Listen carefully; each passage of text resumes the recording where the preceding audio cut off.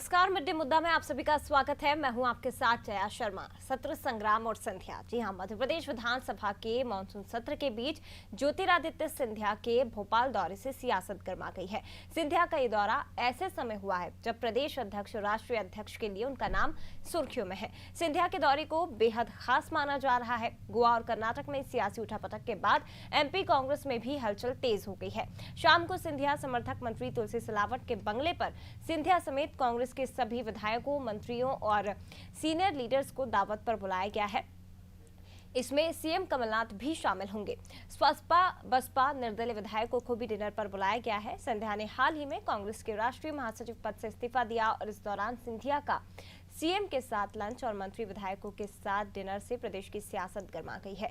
सिंधिया ने भोपाल आते ही कहा कि राहुल गांधी जी के इस्तीफे के निर्णय के बाद संकट की घड़ी है। उन्होंने कहा कि राहुल गांधी की जगह लेने के लिए एक ऊर्जावान व्यक्तित्व की आवश्यकता है। वहीं सिंधिया ने कर्नाटक और गोवा के सियासी संकट को लेकर बीजेपी पर निशाना साधा। सिंधिया ने कहा कि यदि बीजेपी चुनाव सीधे तरीके से नहीं जीत सकती तो दूसरी राह से कैसे जीता जाता है, इस पर उनका ध्यान रहता है। वहीं मध्य प्रदेश बीजेपी नेताओं की सरकार गिराने के दावों को सिंधिया ने मुंगेरी लाल के हसीन सपने जैसा बताया।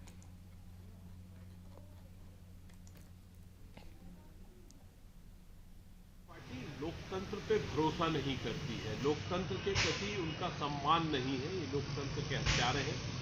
ये जनता के द्वारा चुनी हुई सरकारों को गिराना, साजिश करना, खरीद फरोख्त करना, लोकतंत्र की भावनाओं को, देश के संविधान को तोड़ना मरोड़ना इनके अपनी एक साजिश का हिस्सा है। ये उसी सोच के लोग हैं, इन्हें प्रयास कर रहे हैं। यही केवल कर्नाटक में नहीं, पूरे देश में कई प्रांतों में इस तरह के प्रयास से भारतीय जनता पार्टी कर रही है। ये लोकतंत्र के लिए हित का नहीं है, लोकतंत्र के लिए घातक कार्य है इनको इस पर विराम लगाना चाहिए। जो जनता की चुनी हुई सरकार है, जनता के द्वारा चुनी हुई सरकार है, उनके साथ खरीद फरोख्त करके इस तरह की घटनाओं को अंजाम नहीं देना चाहिए। यदि आप लोकतंत्र में भरोसा करते हैं तो इनका विरोध खुलेआम सबको मिलकर करना है।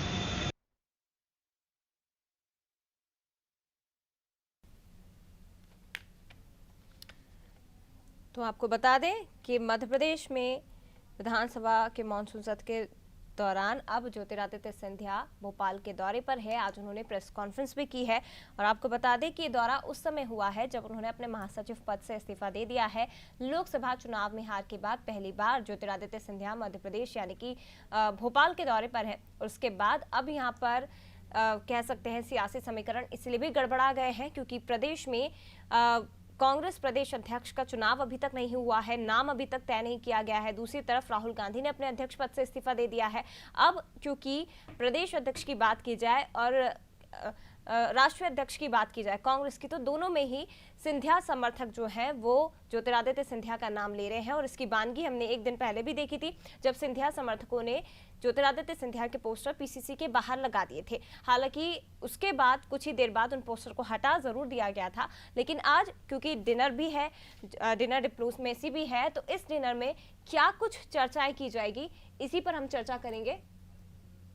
विशेष संवाददाता आशीष मंगल सोनी हमारे साथ जुड़ गए हैं। आशीष जी, सबसे पहले तो आपसे यही समझना चाहेंगे कि लोकसभा चुनाव में हार के बाद पहली बार भोपाल दौरे पर आए हैं ज्योतिरादित्य सिंधिया।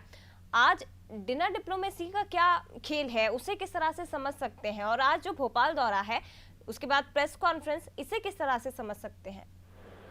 देखिए जया, लोकसभा चुनाव में हार के बाद ज्योतिरादित्य सिंधिया लगातार दिल्ली में रहे और दिल्ली में रहने के बाद अब मध्य प्रदेश में आज आए हैं।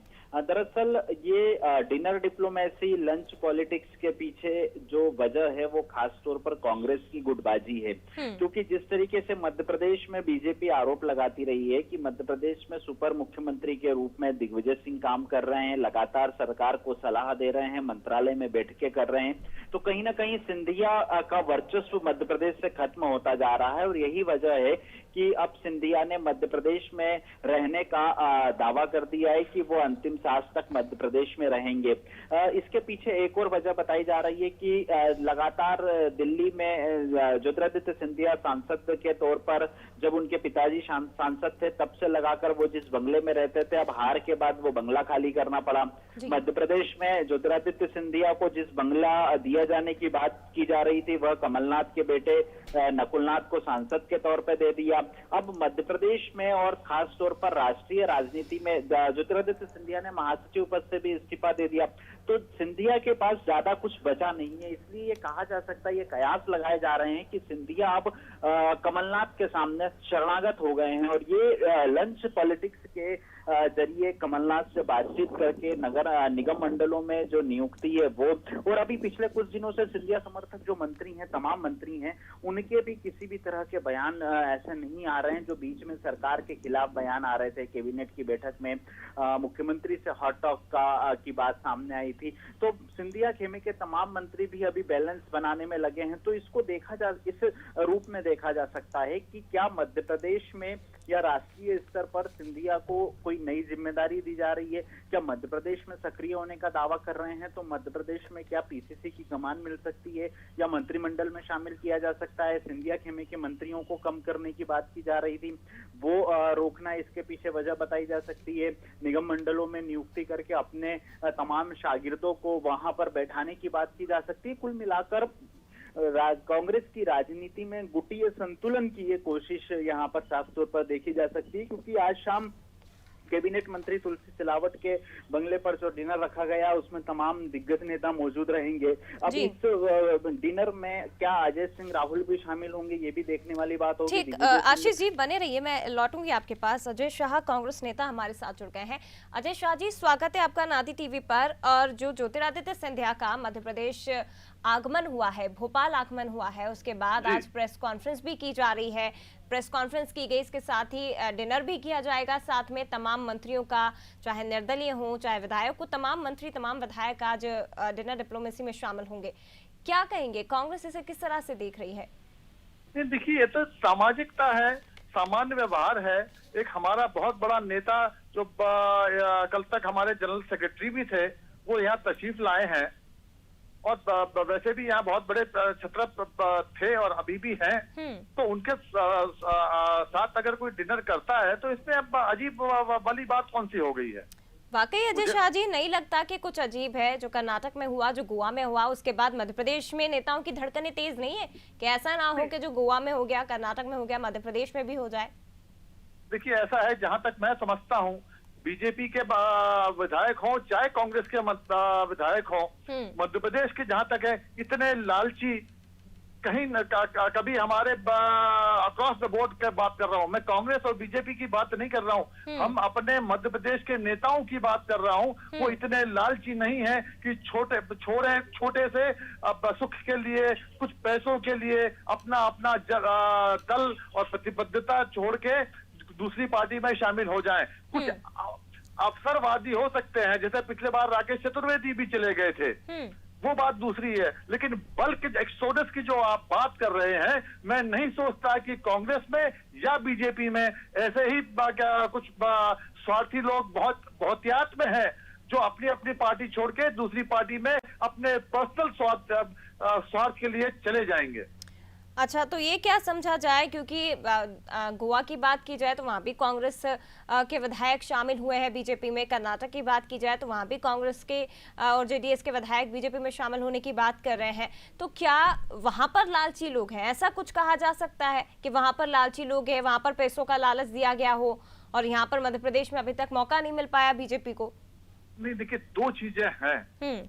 बीजेपी हर समय, आपने देखा होगा अक्रॉस द बोर्ड, जहां भी गए हैं लोग बाग बीजेपी में ही शामिल क्यों होते हैं, और अगर जो लोग बीजेपी में शामिल, जिसको बीजेपी करवाना चाहती है, वो नहीं होते तो सीबीआई उनके पीछे छोड़ दी जाती है, आईबी छोड़ दी जाती है, रेड किए जाते हैं, इकोनॉमिकली उनको क्रश किया जाता है। तो ये चीज हम कैसे भुला दें कि वहां पे ये बीजेपी ये चीजें, अब ये यही देख लीजिए, कल बजट आया 3000 करोड़, जो जीएसटी के मध्य प्रदेश का जो अंश बनता है वो बीजेपी का अंश नहीं है, वो कांग्रेस जिसकी सरकार है उसका अंश नहीं है, वो मेरे प्रदेश मध्य प्रदेश का अंश है।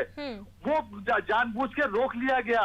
इसी तरह वो परेशान करते हैं अपने ऑपोजिशन वालों को। आपने देखा केजरीवाल को दिल्ली में किस तरह से परेशान कर रहे हैं, आपने देखा ममता दीदी को बंगाल में किस तरह परेशान करते हैं। और मैं एक आपको एक चीज बताऊं कि जब कैलाश जी का जो बच्चा है, लड़का है, विधायक है, उसका लफड़ा जब यहाँ चल रहा था, उसको अंदर कर दिया था सरकार ने, तो बंगाल में सब कुछ रुक गया था। वो इंडिकेटर करता है कि बीजेपी ही सब जितने भी चीजें हो रही थी बंगाल में, उसके पीछे कहीं ना कहीं बीजेपी का हाथ था। अच्छा, हमारे साथ गोविंद मालू जी भी जुड़ गए हैं। अजय शाह जी, आप बने रहिएगा।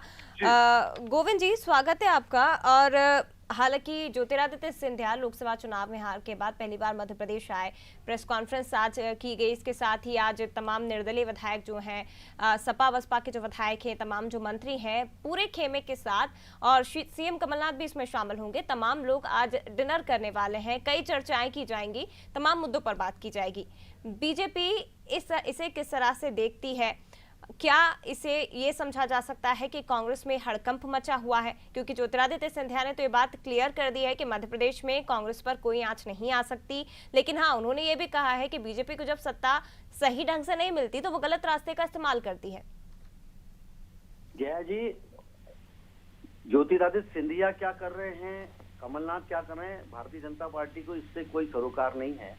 लेकिन सिंधिया जी राष्ट्रीय अध्यक्ष बनना चाह रहे हैं और उन्हें मालूम है कि मध्य प्रदेश के जो दो नेता हैं, इस सत्ता के एक और अंग, दो अंग, जो तीन अंग हैं उनमें से दो अंग, कमलनाथ और दिग्विजय सिंह, वो उनकी राह में कहीं रोड़े अटका रहे हैं। तो वो शायद समर्थन जुटाने इनका यहाँ पर आए हैं, क्योंकि वैसे ही वो चुनाव हार चुके हैं और उनके विधायकों की और उनके जो समर्थक विधायक हैं, समर्थक जो मंत्री हैं, उनको भी दूसरे क्रम पर कमलनाथ ने रख रखा है, निशाने पर भी रख रखा है। ऐसी सूरत में सिंधिया अपने खेमे को बचाने, अपना आगे का रास्ता तय करने इनके साथ मिलने के लिए यहाँ पर आए हैं, और ये केवल कवायद है, इससे ज्यादा कुछ।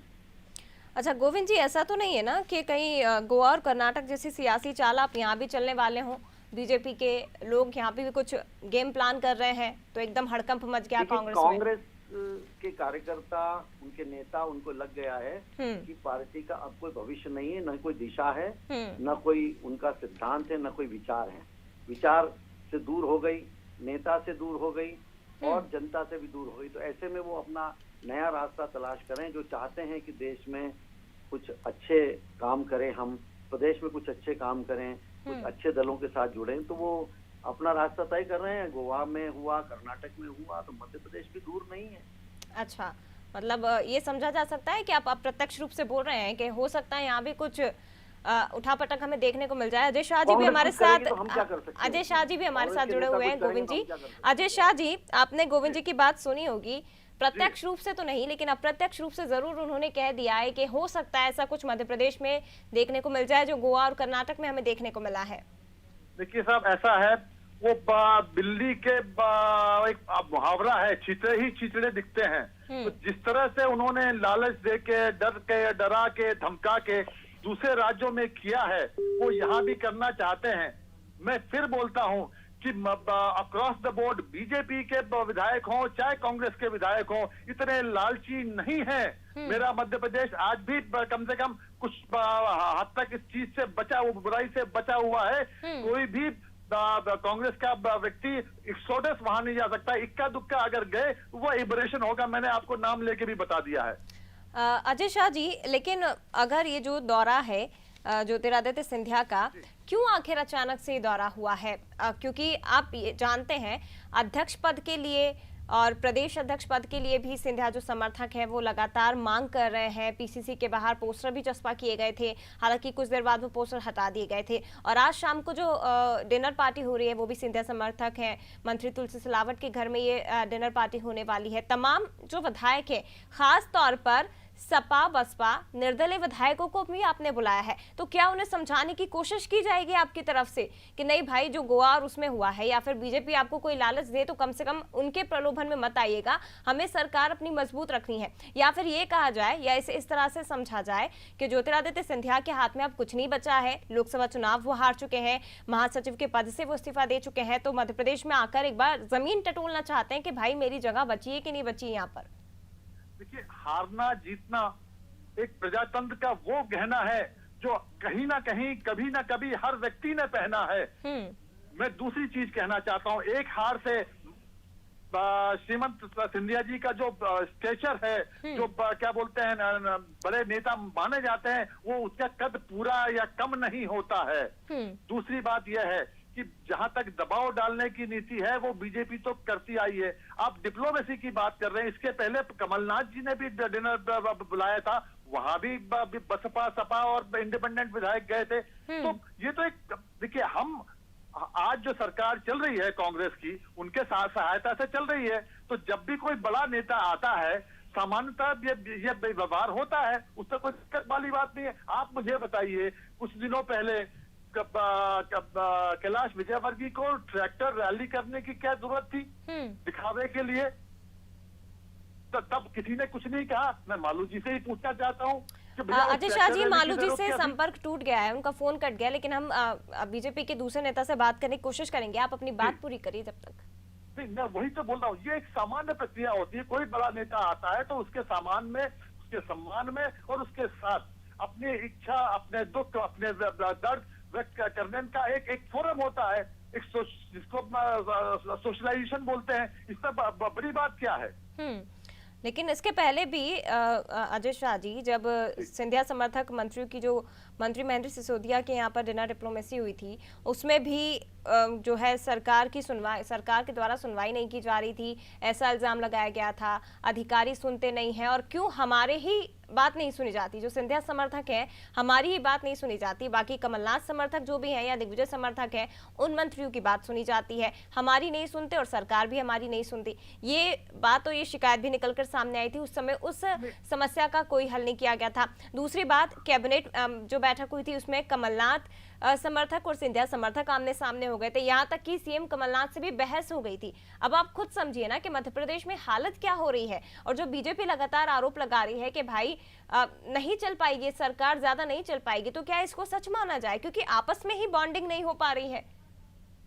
नहीं, आपने एक बहुत अच्छा मौजूद पॉइंट बताया, वो डिनर डिप्लोमेसी जो सिंधिया समर्थक मंत्री के यहाँ हुई थी। अब देखिए, वो एक पुरानी कहावत है ना, कौवा कान ले गया, और मैं कान नहीं देख रहा हूँ, वो कौवे की तरफ देख रहा हूँ, जो पता नहीं ले गया कि नहीं ले गया, आया भी था कि नहीं आया। मुझे अभी तक याद है, मैं अपने बेटे की शादी का निमंत्रण देने उस दिन उन मंत्री जी के यहाँ शाम को गया था। मुझे मालूम पड़ा उनके खुद के छोटे भाई आईसीयू में भर्ती है, वो वहाँ तामीर राजी के लिए वहाँ गए थे।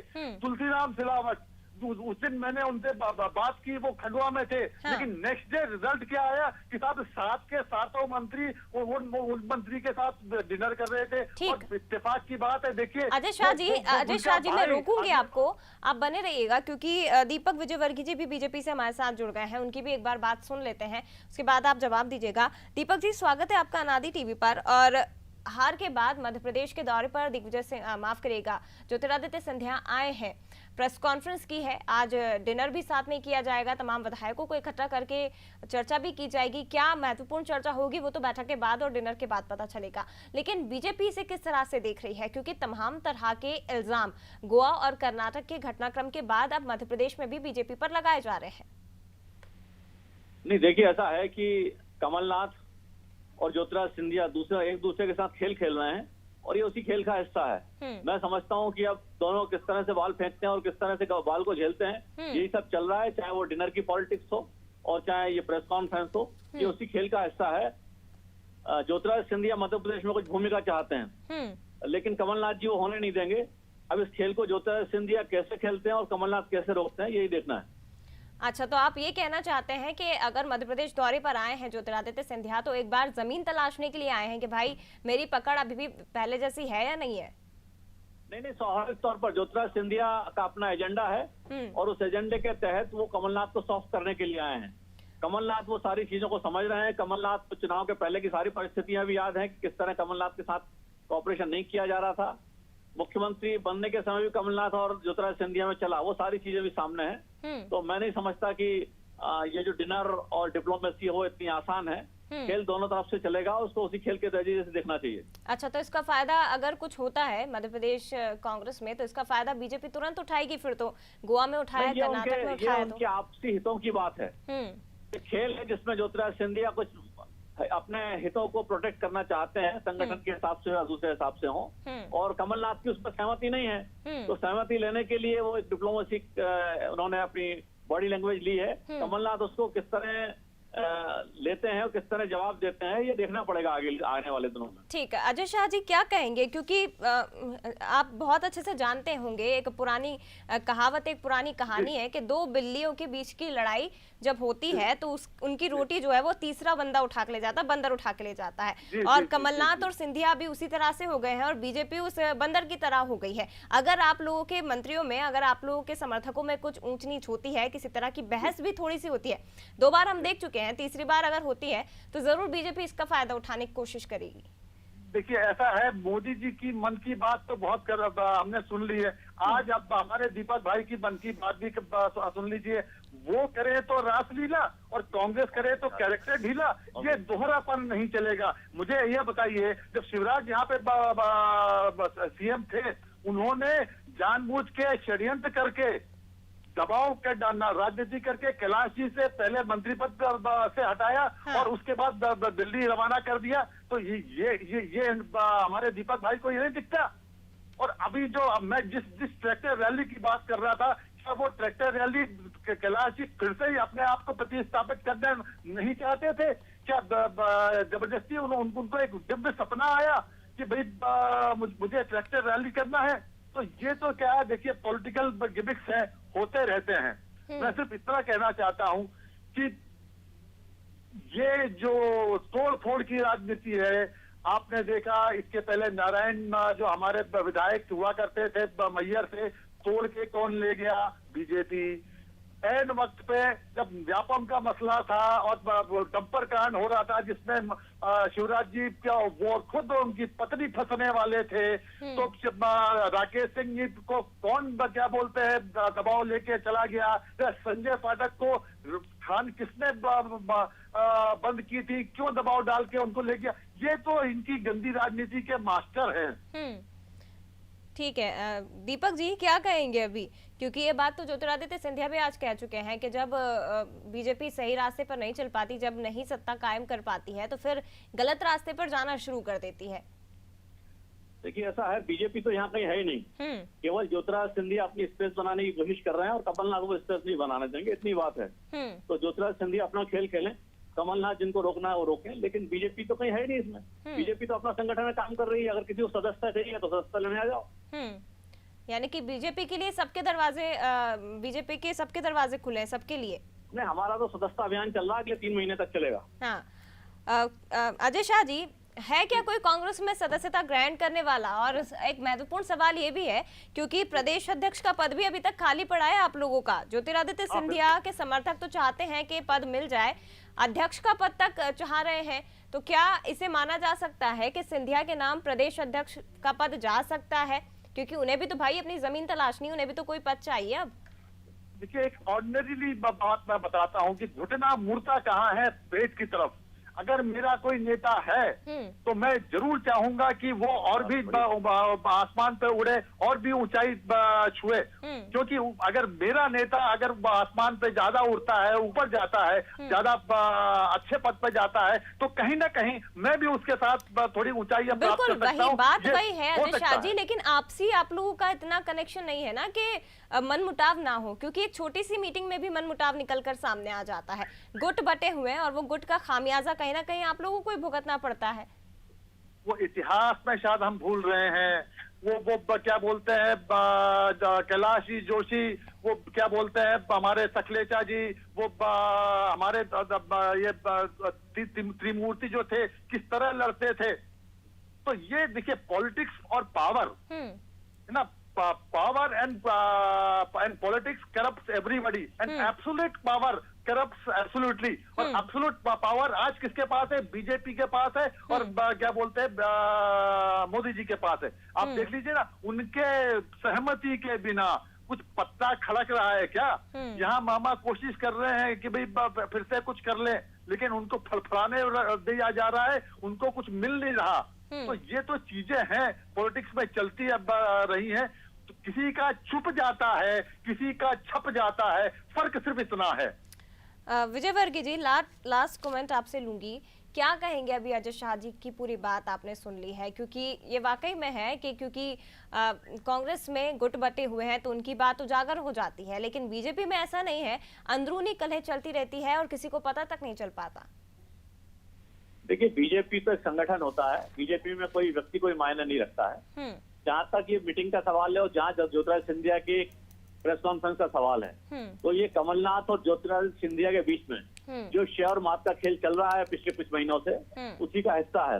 पिछले महीने जो कैबिनेट की बैठक में जो दंगल हुआ इस तरीके से, जिसमें ज्योतिरादित्य सिंधिया से जुड़े हुए मंत्रियों को अपमानित होना पड़ा। सही स्थिति है कि उन मंत्रियों की कोई सुनवाई भी नहीं हो रही ब्यूरोक्रेसी के बीच में, तो उसी में मुझे लगता है कि सुलह सफाई कराने और अपने लिए पॉलिटिकल पोजिशनिंग के लिए ज्योतिरादित्य सिंधिया ने सौजन्य बैठ की है। लेकिन वो कितना बरगला पाएंगे कमलनाथ को, क्योंकि कमलनाथ भी दृढ़ इच्छा शक्ति वाले आदमी दिख रहे हैं इस मामले में। देखना है हमको, आगे पॉलिटिकल समीक्षक भी देखेंगे। चलिए, हम भी उसी दिन का इंतजार कर रहे हैं, हम भी देखना चाहते हैं कि आखिर क्या होता है प्रदेश की सियासत में। फिलहाल बहुत शुक्रिया दीपक विजयवर्गीय जी, बीजेपी नेता हमारे साथ जुड़े थे। इसके साथ ही अजय शाह जी, आपका भी बहुत शुक्रिया, कांग्रेस नेता, और आशीष मंगल सोनी विशेष संवाददाता हमारे साथ जुड़े थे, आपका भी बहुत शुक्रिया। तो कुल मिलाकर बात यही है कि सत्र, संग्राम और सिंधिया सत्र, यानी कि एक तरफ विधानसभा का मानसून सत्र चल रहा है, दूसरी तरफ संग्राम चल रहा है, और संग्राम इसलिए चल रहा है क्योंकि बजट भी पेश हुआ है, और तीसरी तरफ ज्योतिरादित्य सिंधिया आज मध्य प्रदेश के दौरे पर है। आज प्रेस कॉन्फ्रेंस कर बीजेपी पर उन्होंने निशाना साधा है। आज शाम को डिनर भी की जाएगी तमाम जो सिंधिया समर्थक हैं, क्योंकि सिंधिया समर्थक मंत्री तुलसी सिलावट के बंगले पर ये डिनर होने वाला है। तमाम विधायक, तमाम मंत्री, इसके साथ ही सीएम कमलनाथ, वो भी इस डिनर में शामिल होने वाले हैं। कुल मिलाकर बात इतनी निकल कर आ रही है कि हो सकता है कांग्रेस के मन में गोवा और कर्नाटक के राजनीतिक घटनाक्रम को लेकर अब थोड़ी सी उठापटक चल रही हो ना सके कि यहाँ पर मध्य प्रदेश में भी कुछ उसी तरह का घटनाक्रम हमें देखने को मिल जाए। दूसरी तरफ क्योंकि प्रदेश अध्यक्ष और राष्ट्रीय अध्यक्ष का पद अभी तक खाली पड़ा है, तो हो सकता है सिंधिया समर्थक जिस तरह से मांग कर रहे हैं, कुछ वही मांग, कुछ वही आशा सिंधिया के मन में भी फूट रही हो, और उसी को लेकर आज चर्चा की जा सकती है। फिलहाल ये तो बैठक के बाद पता चलेगा कि आखिर मध्य प्रदेश की सियासत में कौन सा नया रंग हमें देखने को मिलता है। लेकिन मिड डे मुद्दा में फिलहाल इतना ही, लेकिन खबरों के लिए आप बने रहिए अनादि टीवी के साथ।